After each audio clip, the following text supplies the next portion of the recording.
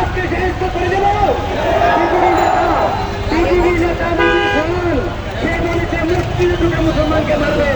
আমরা স্পষ্ট বলতে পারি ভারতের মুসলমান এক একটা একান্তমা কিছু করতে পারবে না। তারা শেষ সময় সংগ্রাম করে ভারতের মধ্যে অবস্থান করছে। বাংলাদেশ এটা মুসলমানদের অধ্যুষিত দেশ। এদেশ মুসলমানদের দেশ। নবীর মুসলমানদের জন্য মুসলমান নবীজি অপমাননা সহ্য করবে না। ঢাকা থেকে উত্তরা থেকে সেখানে আন্দোলনের সূচিকাগার কোটা সংস্কারের আন্দোলনের ছাত্র আন্দোলনের সূচিকাগার উত্তরা থেকে আমরা তথ্যকণ্ঠ বলতেছি যে রামগিরি মহারাজ তার ব্যক্তি থেকে সে তাহার প্রত্যাহার করবে।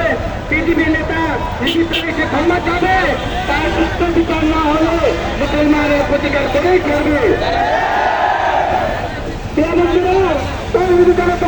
এদেশে বাংলাদেশের মধ্যে সময় সময় কতগুলি কুলাঙ্গার আছে রসুলের কটুক্তি করে বসে। আমরা তাদেরকে চিহ্নিত করে শাস্তি আওতায় আনবো।